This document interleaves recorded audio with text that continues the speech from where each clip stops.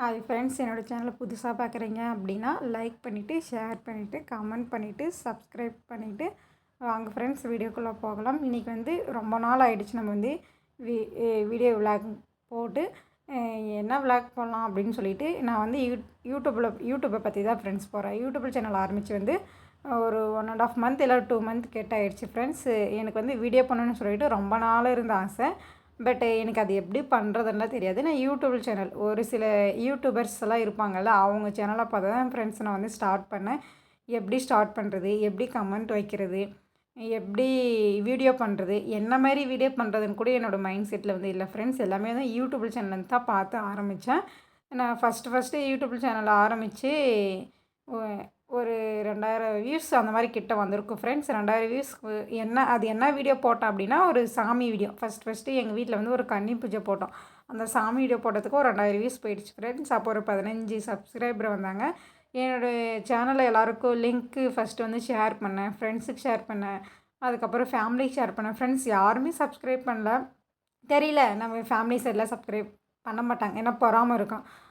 So வந்து ரொம்ப feel பண்ணுவோம் ஃப்ரெண்ட்ஸ். அதுக்கப்புறம் வந்து சப்ஸ்கிரைப் வரலேன்னு சொல்லிட்டு நான் வீடியோ பண்ணாமலாம் இல்லை.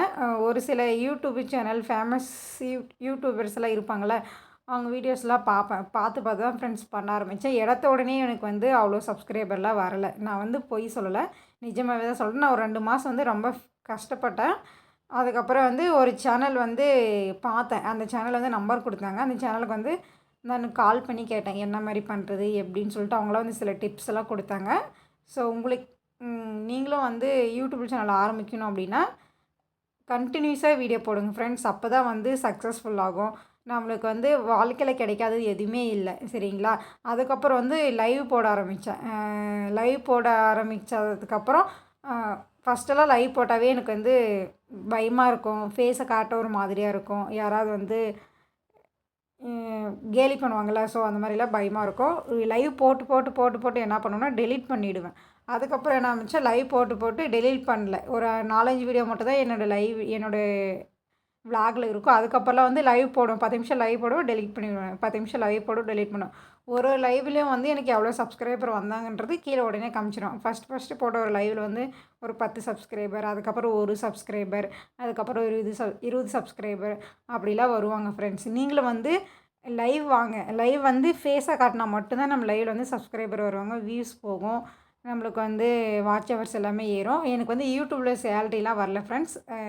வந்தால் மட்டும் தான் நம்ம வந்து வீடியோ போடணும் அப்படின்ற மைண்ட் செட்டில் இல்லை. ஸோ எனக்கு தெரிஞ்சது, நான் எப்படி வந்து யூடியூப் சேனல் ஆரம்பித்தேன், நான் எவ்வளோ கஷ்டப்பட்டேன் அப்படின்றத மட்டும் தான் உங்கள்கிட்ட சொன்னேன் ஃப்ரெண்ட்ஸ். நீங்கள் யாராச்சும் யூடியூப் சேனல் ஆரம்பிக்கிறீங்க அப்படின்னா நல்லா ஆரம்பிங்க. அதுக்கப்புறம் வந்து விட்டுறாதீங்க, பாதியிலே விட்டுறாதீங்க. ஆரம்பிச்சிட்டிங்க அப்படின்னா அது வியூஸ் போதோ இல்லை சப்ஸ்கிரைப் ஆகிறாங்களோ இல்லையோ அப்படின்றதுலாம் செகண்ட்ரி. உங்களோட எஃபெக்ட் வந்து லாஸ்ட் வரைக்கும் போடுங்க ஃப்ரெண்ட்ஸ். கண்டிப்பாக சக்ஸஸ்ஃபுல் ஆகும், சரிங்களா? So thank you friends. அதுக்கப்புறம் புதுசாக பார்க்குறீங்க அப்படின்னா என்னோடய சேனலை சப்ஸ்கிரைப் பண்ணிவிட்டு வாங்க. பாய்.